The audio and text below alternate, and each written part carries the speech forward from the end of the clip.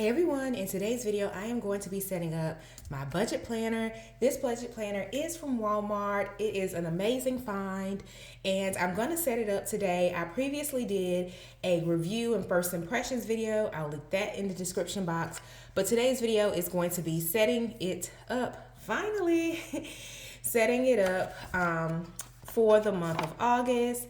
We are halfway through August, so I should be able to get a pulse of, what we're spending so that I can make sure I jot down some notes. I really love that it goes into detail in sections like this, and it has something for children because we are, a family of 5. So this is going to be really, really helpful. So let's get it set up today. But first things first, if you're new watching my videos, hey, welcome. My name is Deb Bernetta, and here on my channel, I share my love for all things planning. Yes, I am a planner mom, and it is the only way that I can stay organized. It's the only way that I can stay on top of all of my to-dos, all of our expenses as a large family. So yeah, planning is my thing, and I love sharing tips with my audience so that I hope that you'll hit subscribe and stick around. All right, so I set it up with the yearly overview so far. I just went ahead and put 12 months. We're going to go down to July of 2023. It's weird saying that, right? So those are our financial goals, or our yearly overview rather. The taxes and things like that, I'll go ahead, I can put that in closer to tax time. Some financial goals that I have include increasing our income.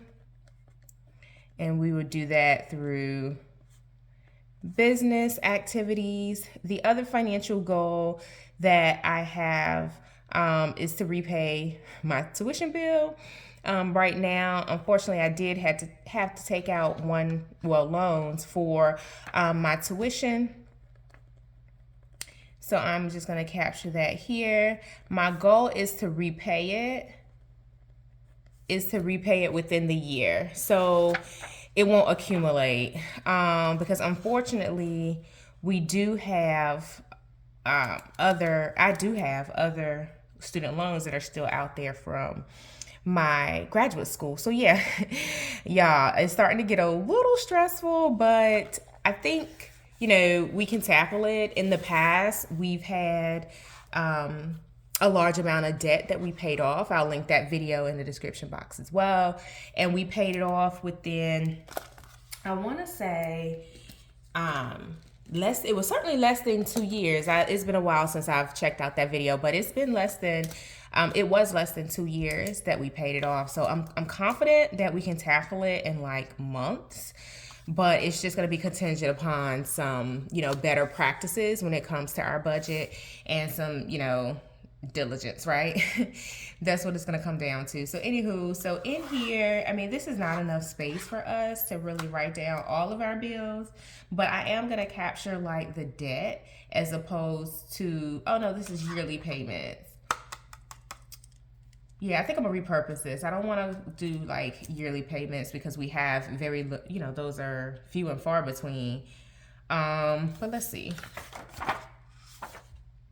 I don't know, we only have like one annual payment, and that's only due every other year, and that is our HOA for our timeshare.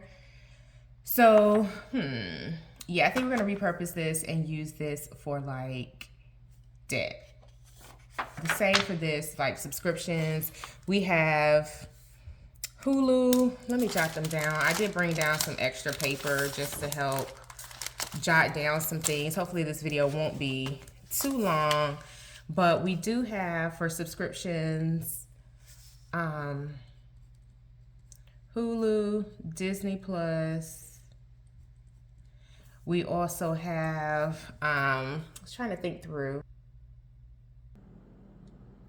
All right, y'all, so I switched to jotting it down in our main budget planner, which is the Erin Condren Life Planner. I'll leave a link for that in the description box. You can save, I think it's like 10% on your first order.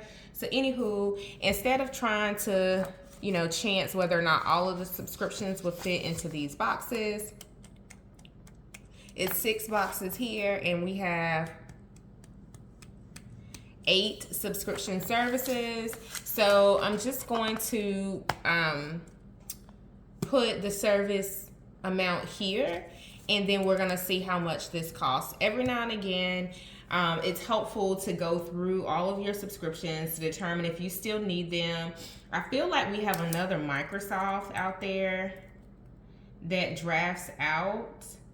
Yes, we do have another Microsoft. I don't know what this one is for versus this one.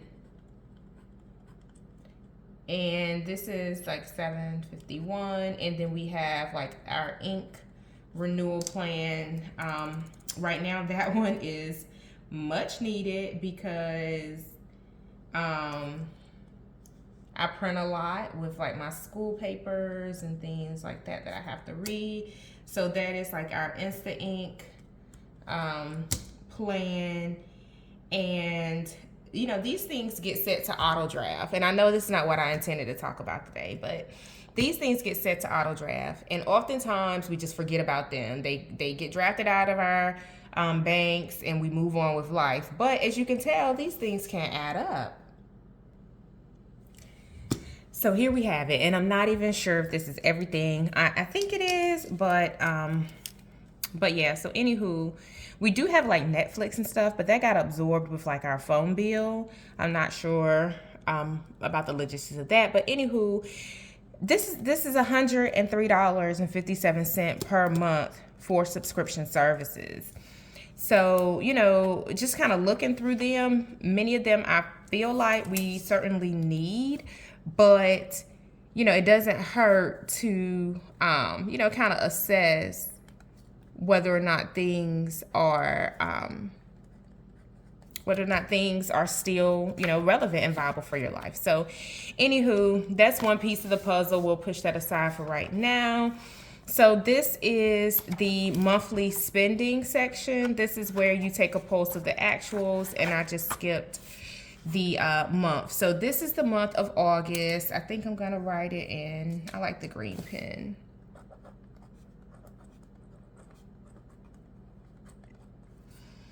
This will be, of course, 2022. I still can't believe it is already August. Wow. I like that this budget planner is simple. It's to the point. It hits the high notes. Whereas in the past, you all have seen this budget planner or this planner that I use for budget planning. It's not designed specifically as a budget planner, but I do customize it. Let me go to the month of September, which we'll set this up shortly in another video, but I just customized this to be my budget planner. I use the extra weekly layout for like analysis or taking notes if there's something that I'm reviewing and things of that nature. So that's the planner that I usually use, but I feel like this one is a good size on the go. It can be like something that my husband and I kind of reference together as we're making decisions and things like that. So also, it gives you an opportunity to just really see what your income sources are.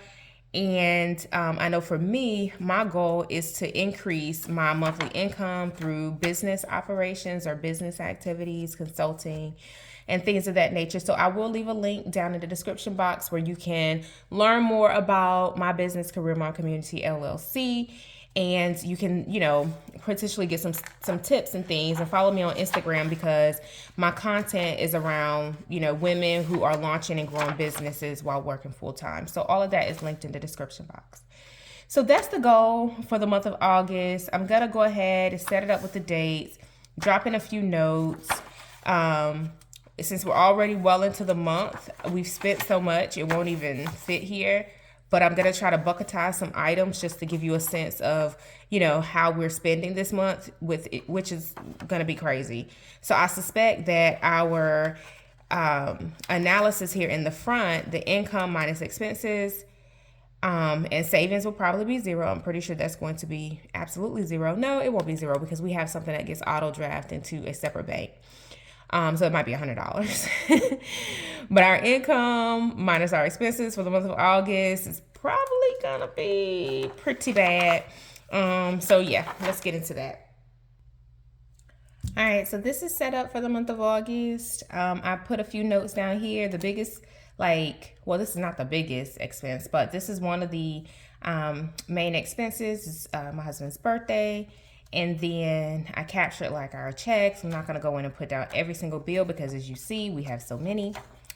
But one of the things that I had to do this month is book flight and hotel for my residency for my doctoral program. So that was quite expensive. And I know that's gonna also accompany a few other expenses. So yeah, the flight, and then we had the hotel costs. Some other things that we had to accommodate for the month of August was camp for the girls, which is like a one-off expense. And then there was also like childcare, like in home for the weeks that they didn't have like camp or whatnot. So we were all over the place this summer, y'all. We did not live our best life with planning out the summer schedule for the kids. It was crazy. So anywho, so yeah, the flight, the hotel, the camp, the childcare, those bills like really racked up. And I can't think of any other like completely rogue one-off bills. And I think what I'm gonna do to kind of capture the description, since this is only so many lines and we run so many charges throughout our bank accounts, is really just focused on capturing like, you know, how much we're spending at Walmart and like sum all of it up, how much we're spending at like, you know, Target and sum all of it up, and all of the grocery stores that we shop at, sum all of that up. So yeah, that's how I'm gonna use this to try to condense the amount of, you know, lines that's gonna be captured here. I'll probably like bucketize gas maybe by the week. So it's gonna be a whole, you know, experience trying to track every expense, particularly on paper. So what I may do is dump like the credit card statements into an Excel spreadsheet, kind of pivot those to see how much we're spending. And that's really, really simple, y'all. You can track your expenses easy. You don't have to do it pen and paper. You can just use one card or two cards for the duration of the month. Go in, grab your statement, export it to Excel. You can sum it up. You can see where your spending is going. So that's really, really helpful if you're trying to maintain a certain level of spending each month. So I'm gonna go in and just like I said, add up a few items. My last tip that I leave you with, if you are traveling anywhere, do not wait till the last minute to book your accommodations or your flight. My flight just, you know, it went up drastically because it got closer to, you know, the departure time. So anywho, so my flight was $364.20. I did go ahead and sign up for the airline rewards credit card, and I'll have a statement credit. So hopefully that'll offset it. But you know, when you sign up for those types of programs, you have to spend a certain amount of money by a certain amount of time and all those fun things, and credit cards can get out of control. So anywho, but I opted for it either way, just for the perk, that, you know, initial perk. And then I know it comes with some other benefits. Long story short, we can talk about that in another video. But I think that's enough for this setup video. I'm gonna go ahead and plug away.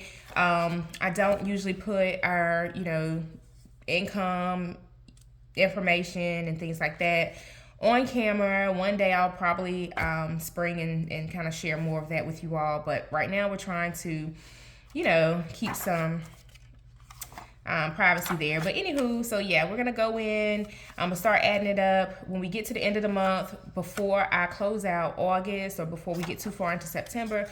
We'll see how we're looking in terms of our spending and things of that nature. So yeah, thank you all for watching. Make sure that you hit subscribe. Also give this video a thumbs up. Thank you guys for letting me chat with y'all today. Happy planning, y'all.